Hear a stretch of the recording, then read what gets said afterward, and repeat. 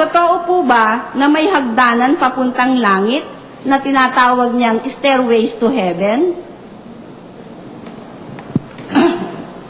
Alam nyo, sa Biblia po,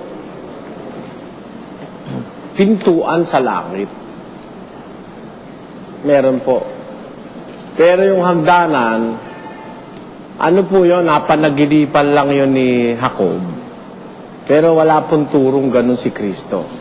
Pakinggan nyo po sa Henesis. Yan po yung nasa Kapitulo 28 at 12 ng Henesis.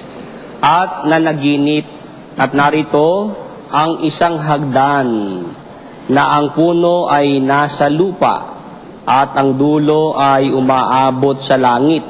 At narito ang mga anghel ng Diyos na nagmamanhik manaog doon. Ayun, meron pong hagdanan na umaabot sa langit, ang dulo naman nasa lupa. Sa panaginip yun ni kapatid na William. Apo. Sa panaginip ni Jacob.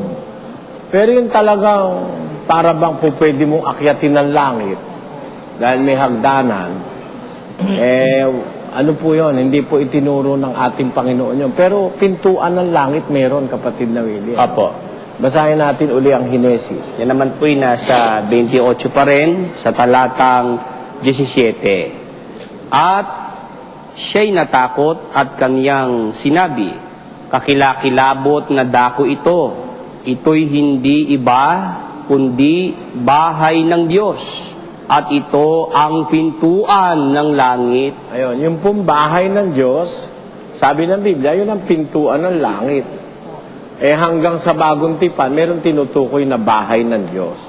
Nasa 3:15 ng Timoteo. Ngunit kung ako'y magluwat ng mahabang panahon, ay upang maalaman mo kung paano ang dapat sa mga tao na ugaliin nila sa bahay ng Diyos, na siyang iglesia ng Diyos na buhay at haligi at saligan ng katotohanan. Ang bahay ng Diyos, yung iglesia ng Diyos Sabi sa Henesis, yung bahay ng Diyos, yun ang pintuan ng langit. Apo.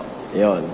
Kaya po, kasi yung papunta sa langit wala kasing hagdanan na po pwedeng akyatin no?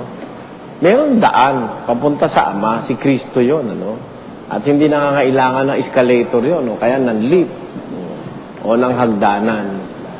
Meron po sinasabi sa Biblia ang hagdanan sa papuntang langit.